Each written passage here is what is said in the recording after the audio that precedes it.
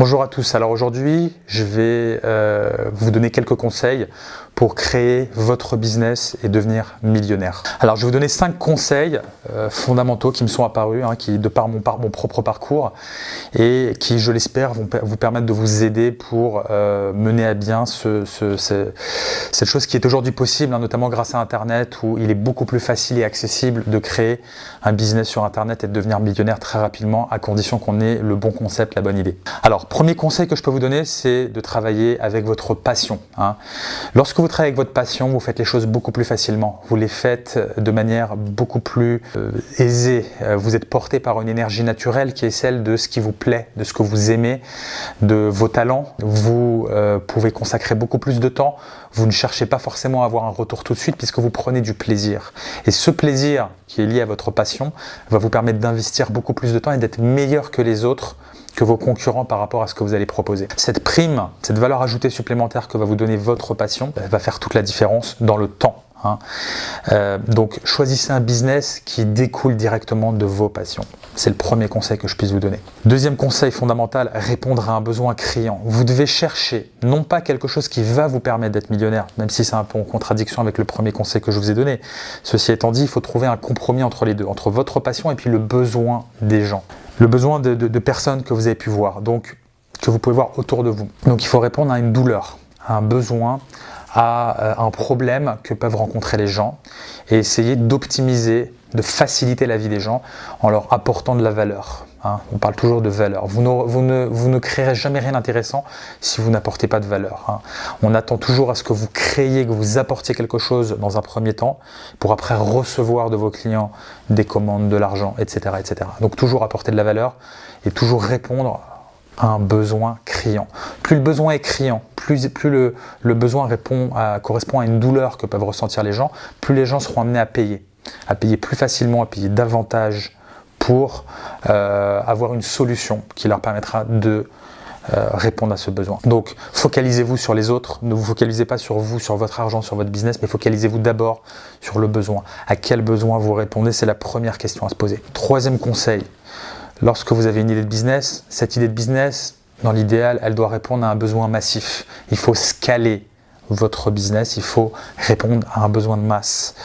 En règle générale, soit vous créez beaucoup de valeur pour quelques personnes, avec des marges qui sont très importantes et des montants qui sont très importants.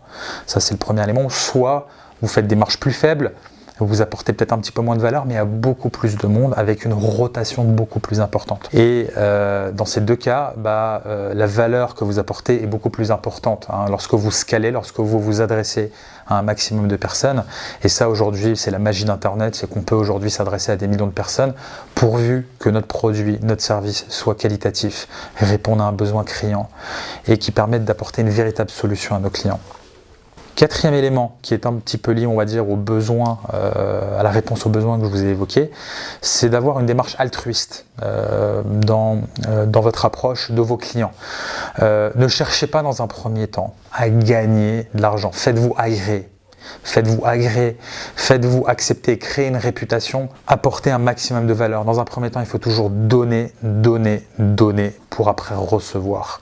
Une entreprise qui se focalise sur ses clients et non pas sur ses marges bénéficiaires, dans un premier temps, c'est une entreprise qui va connaître le succès naturellement, puisque c'est la règle systématique dans toute relation humaine.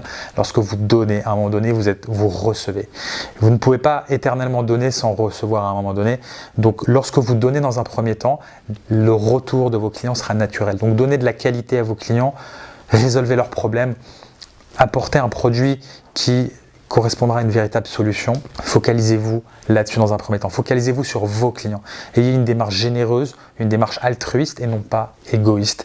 Puisque si vous vous focalisez exclusivement sur vos marges, vos profits, votre argent, vous créez un business pour avoir de l'argent, c'est la meilleure manière de vous planter parce que les clients vont le sentir et parce que vous aurez un rapport qui ne sera pas le bon.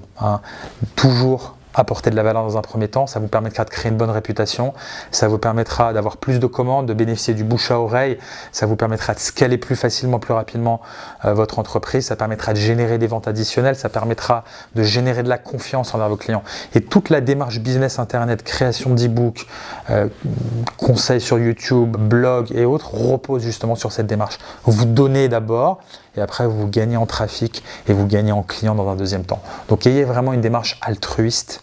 Focalisez-vous sur vos clients dans un premier temps, soyez généreux au début. Ne pensez pas d'abord à votre nombril. Cinquième et dernier conseil que je peux vous donner, c'est de confronter le plus rapidement possible votre idée au marché.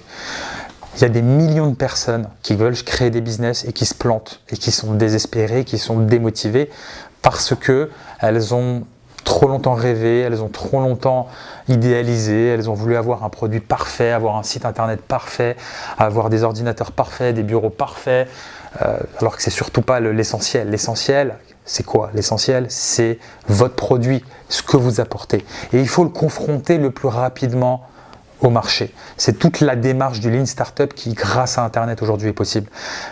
Confrontez le plus rapidement possible votre produit au marché, même s'il n'est pas parfait, même s'il n'est pas idéal, même s'il a des défauts qui sont inhérents au produit, même si votre site internet est encore dans une version assez basique, mettez-le en ligne le plus rapidement possible, faites une campagne Google AdWords, regardez le retour du marché, regardez ce qu'en pense le marché. Vos clients vous pardonneront au départ si vous n'êtes pas parfait, mais vous verrez tout de suite s'il y a de la demande, si on attend votre produit, si on est prêt à payer pour ça. Et si vous voyez qu'il y a un retour du marché, là vous investirez. Vous développerez votre site, vous développerez votre produit, vous tendrez vers la perfection avec le temps et vous consoliderez votre position sur votre marché. Mais dans un premier temps, confrontez le plus rapidement possible votre produit au marché. Même si vous n'avez pas encore créé votre produit, même si vous n'avez pas encore fait appel à des fournisseurs, proposez déjà votre produit au marché grâce à la magie d'Internet et vous voyez ce que le marché vous dit. Et si le marché vous confirme votre idée, là vous produisez, là vous développez, là vous améliorez. C'est toute la démarche du Lean Startup. Voilà, j'espère que ces 5 conseils vous apporteront de la valeur ajoutée dans votre démarche de création de business. Bon courage à tous.